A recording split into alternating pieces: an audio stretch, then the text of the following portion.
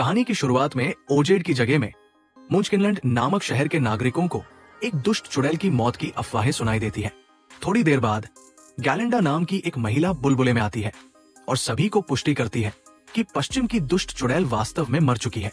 वे सभी इस बात से खुश दिखते हैं और नाच गाकर खुशी मनाने के बाद एक लड़की गैलिंडा से पूछती है कि दुष्टता क्यों होती है। गैलिंडा कहती है कि ये एक अच्छा सवाल है और ये अक्सर लोगों को भ्रमित करता है, क्योंकि कोई भी निश्चित नहीं है कि लोग दुष्ट पैदा होते हैं या उन पर दुष्टता थोपी जाती है। तभी गैलिंडा कहानी सुनाती है कि कैसे दुष्ट चुड़ैल की माँ का एक सेल्समैन के साथ संबंध था, जबकि वो मुंचकिनलैंड के गवर्नर थ्रोप से विवाहित थी। इस संबंध से चुड़ैल की माँ गर्भवती हो गई, लेकिन थ्रोप को हमेशा लगता था कि बच्चा उसका है। प्रसव के दिन थ्रोप ये देखकर निराश हो जाता है कि उसकी पत्नी ने हरे रंग की त्वचा वाले बच्चे को जन्म दिया है। जैसे ही वो नर्सों से बच्चे को ले जाने के लिए कहता है, वो जोर से रोती है और कमरे में छोटी छोटी चीजें अचानक छत पर उड़ जाती है। थ्रोप को ये देखकर झटका लगता है, लेकिन वो फिर भी जोर देता है कि वो अपनी बेटी को नहीं देखना चाहता, जिसका नाम एल्फाबा है। जब उसकी नानी डुलसीबर उसे कमरे से बाहर ले जाती है, तो वो एल्फाबा को देखती है और कहती है कि वो उसकी देखभाल करेगी। इसके बाद डुलसीबर एल्फाबा को बड़ा करने का फैसला करती है। एक दिन जब एल्फाबा एक किताब पढ़ रही होती है, डुलसीबर उसे अपनी छोटी बहन नेसोरोस को देखने के लिए कहती है, जबकि वो अपने पिता के पास जाती है, जो उसे बुला रहे होते हैं। एल्फाबा इस बात से खुश दिखती है और वो नेसोरोस को एक फूल देती है, जिसके बाद वो पूछती है कि क्या वो कुछ अद्भुत देखना चाहेगी। जैसा कि नेसोरोस कहती है कि वो चाहती है, एल्फाबा उसे अपनी किताब से एक पृष्ठ दिखाती है और कहानी सुनाती है कि कैसे ओज का अद्भुत जादूगर गुब्बारे में उनके देश में आया और पन्ना से बना एक शहर बनाया, क्योंकि वह उनसे प्यार करता था।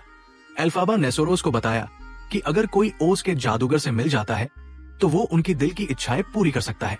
लगभग तुरंत कुछ बच्चे घर के पास दिखाई देते हैं और एल्फाबा को उसके दिखने के तरीके के लिए अपमानित करना शुरू कर देते हैं। नेसोरोस उन्हें सुनकर रोती है और एल्फाबा को गुस्सा आता है। वो फिर खड़ी होती है और बच्चों पर फेंकने से पहले अपनी शक्ति से कुछ पत्थर उठाती है। तभी थ्रोप बाहर आता है और नेसोरोस को रोते हुए देखता है। वो एल्फाबा को दोषी ठहराता है और कहता है कि उसने अपनी बहन के साथ कुछ किया होगा, और इससे वो निराश हो जाती है। जब वो नेसोरोस के साथ वापस अंदर जाता है तो डुलसीबर एल्फाबा से कहता है कि थ्रोप को उससे इस तरह बात नहीं करनी चाहिए थी, लेकिन वो अभी भी दुखी दिख रही है। वर्तमान में वापस गैलिंडा चुड़ैल की मौत की खबर साझा करने के बाद एमराल्ड सिटी लौटने का फैसला करती है। उसके जाने से पहले ग्रामीणों में से एक पूछता है कि क्या ये सच है कि वह और चुड़ैल दोस्त थे। गैलिंडा कहती है कि वे दोस्त थे और जब वे शिज विश्वविद्यालय में थे तब उनकी राहें एक दूसरे से मिली थी। इसके बाद गैलिंडा को याद आता है कि वे कैसे मिले थे और वो ग्रामीणों को कहानी सुनाती है। कई साल पहले एल्फाबा थ्रोप के साथ शिज विश्वविद्यालय में नेसोरोस को छोड़ने आती है, जो वहां एक नया छात्र होगा। गैलिंडा भी स्कूल में नए छात्रों में से एक है और जब वो एल्फाबा को देखती है तो वो डर जाती है। एल्फाबा मजाक में पूछती है कि क्या उसके साथ कुछ गड़बड़ है, लेकिन गैलिंडा कहती है कि वो बस अलग दिखती है। एल्फाबा ने तब उल्लेख किया कि वो हमेशा से हरी रही है और गैलिंडा कहती है कि उसे खेद है कि एल्फाबा को ऐसी समस्या के साथ रहना पड़ रहा है। वो आगे कहती है कि वो जादू टोने में महारत हासिल करने की योजना बना रही है और अगर एल्फाबा कभी अपने रूप रंग को बदलना चाहती है तो वो उसकी मदद कर सकती है। गैलिंडा के दोस्त शेन और फैनी गैलिंडा की दयालुता पर गर्व करते हैं, लेकिन एल्फाबा इसे अपमानजनक मानती है। वो ये भी कहती है कि ये अजीब है कि गैलिंडा किसी ऐसे व्यक्ति की मदद करने की पेशकश करेगी जिसे वो नहीं जानती, जबकि उसके पास कोई ऐसा हुनर नहीं है जो उसके पास नहीं है। इससे पहले कि गैलिंडा अपना बचाव कर पाती, थ्रोप व्हीलचेयर में नेसोरोस को लेकर आता है और एल्फाबा से कहता है कि वो खुद पर अनावश्यक ध्यान आकर्षित करने की कोशिश करना बंद करे। फिर वो नेसोरोस को अपनी दिवंगत पत्नी के चांदी के जूते देता है। जब वो उपहार को उसके सूटकेस में रखने के लिए जाता है तो एल्फाबा कहती है कि वो वास्तव में उत्साहित है कि उसकी बहन शिज में एक नए रोमांच पर जाने वाली है। नेसोरोस कहती है कि उसे उसकी याद आएगी, लेकिन एल्फाबा कहती है कि शायद उसे इतना मजा आ रहा होगा कि वो उसे याद भी नहीं कर पाएगी। कुछ ही समय बाद सभी नए छात्रों को स्कूल परिसर में प्रवेश करने के लिए कहा जाता है। जैसे ही नेसोरोस अकेले अंदर जाती है, थ्रोप एल्फाबा से कहता है कि वो उसका पीछा करे ताकि ये सुनिश्चित हो सके कि वो अच्छी तरह से व्यवस्थित है, क्योंकि वो उसके साथ कुछ भी होने का जोखिम नहीं उठा सकता। एल्फाबा कहती है कि नेसोरोस को उसका वहां रहना पसंद नहीं आएगा, क्योंकि वो अपने दम पर काम करना पसंद करती है। लेकिन थ्रोप जोर देता है कि वो वही करे जो उसे बताया गया है। इसके बाद वो स्कूल में जाती है और शिज अध्यक्ष को छात्रों को स्कूल के इतिहास विभाग के प्रमुख डॉक्टर डेलामंड और जादू टोना अध्ययन के डीन से मिलवाते हुए देखती है।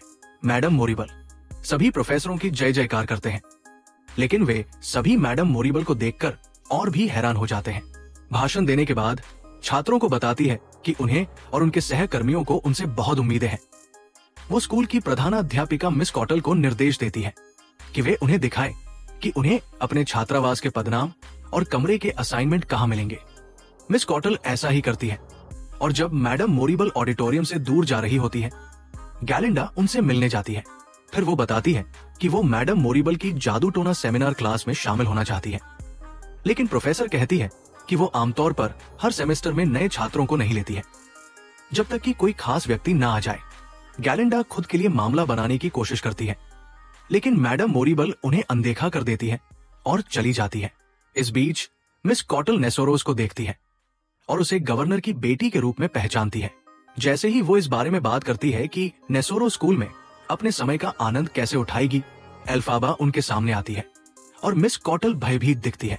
नेसोरोस एल्फाबा से पूछती है कि वो अभी भी वहां क्यों है, और वो कहती है कि उनके पिता ने उसे ये सुनिश्चित करने के लिए कहा था कि वो अच्छी तरह से व्यवस्थित हो। मिस कॉटल कहती है कि वो ऐसा कर सकती है, लेकिन नेसोरोस का उल्लेख है कि उसे किसी की मदद नहीं चाहिए। मिस कॉटल उसकी बात नहीं सुनती है, और जैसे ही वो नेसोरोस को दूर ले जाती है, एल्फाबा नाराज हो जाती है और अपनी शक्तियों का उपयोग करके कुछ वस्तुओं को उठाती है और उन्हें तब तक इधर उधर फेंकती है जब तक कि वो अपनी बहन को वापस नहीं ले आती।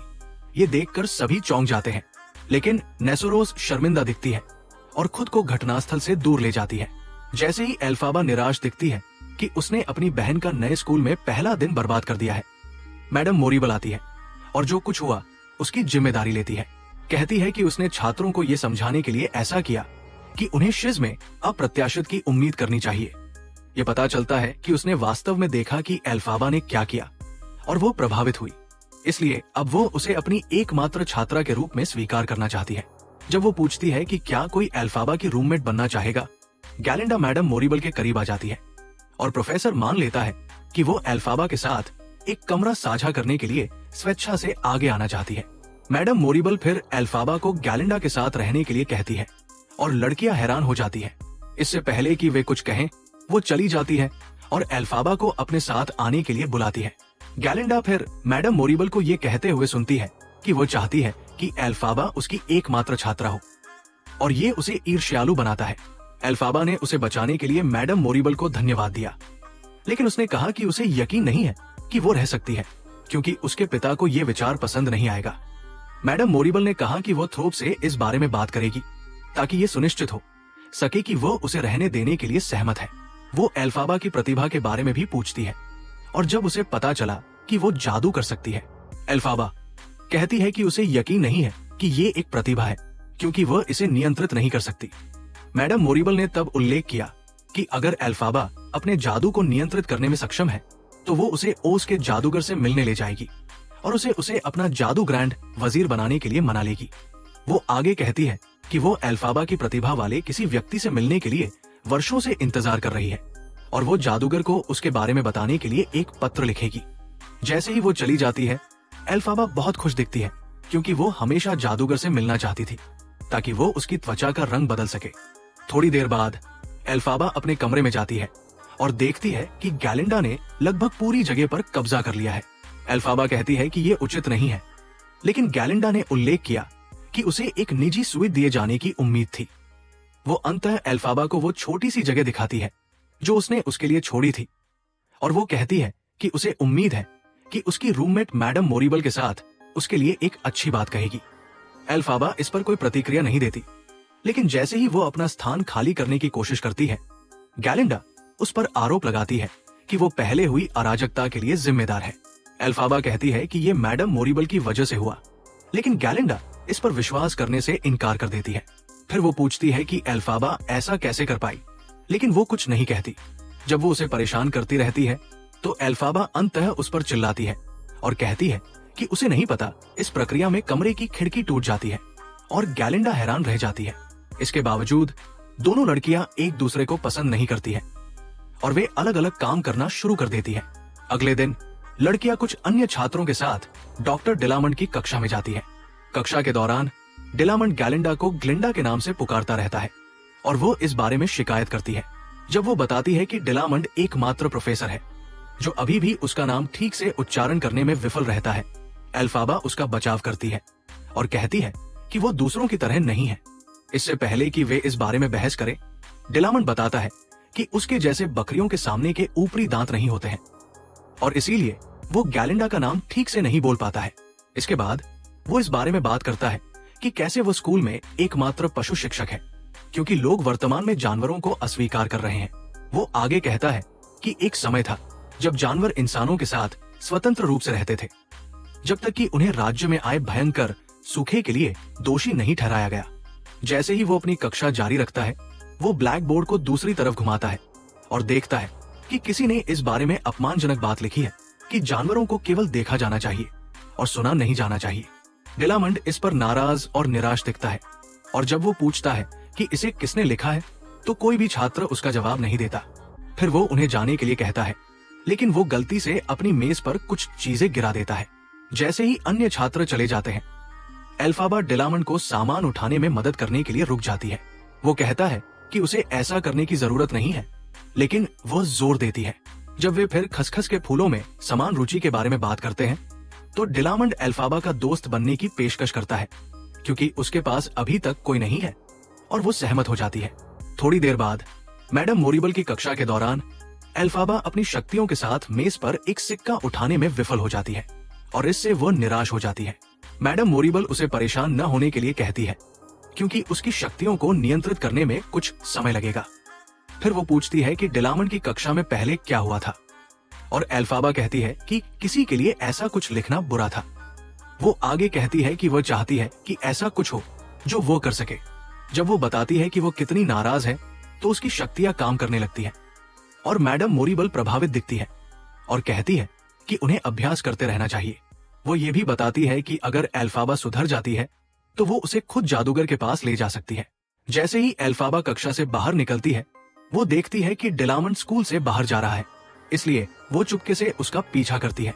जब वो अपने घर पहुंचता है, तो डिलामंड कुछ साथी जानवरों से उनके जैसे अन्य जानवरों के अचानक गायब होने के बारे में बात करता है। वो आगे कहता है कि कुछ जानवर अपनी बात करने की क्षमता खो चुके हैं और ये चिंता का कारण है कि लोग उन्हें चुप रखना चाहते हैं। अचानक एल्फाबा एक आवाज करती है और जानवरों को एहसास होता है कि कोई आसपास है। दूसरों के जाने के बाद डिलामंड एल्फाबा को देखता है और उसका अपने घर में स्वागत करता है। फिर वो उल्लेख करती है कि उसने सुना कि वे किस बारे में बात कर रहे थे और वो सोच रही है कि क्या ऐसा हो सकता है। डिलामंड कहता है कि ये पहले से ही हो रहा है और एल्फाबा इसके बारे में दुखी दिखती है। फिर वो उल्लेख करती है कि किसी को जादूगर को बताना होगा कि क्या हो रहा है, लेकिन डिलामंड उसे बताता है कि उसने जो कुछ पहले सुना है उसके बारे में किसी को न बताए। एल्फाबा के घर से निकलने के बाद वो फियरो नामक एक राजकुमार से टकराती है जो जंगल में अपने घोड़े पर सवार है। वो उसकी त्वचा का रंग देखकर चौंक जाता है, लेकिन जब वो दूर जाती है तो वो पूछता है कि क्या वो कम से कम उसे एक सवारी दे सकता है क्योंकि वे एक ही दिशा में जा रहे हैं। दिलचस्प बात यह है कि एल्फाबा ने बस उसके प्रस्ताव को अस्वीकार कर दिया और वापस स्कूल चली गई। नेक्स्ट पार्ट देखने के लिए चैनल को सब्सक्राइब कर लो और कमेंट में नेक्स्ट पार्ट लिख देना।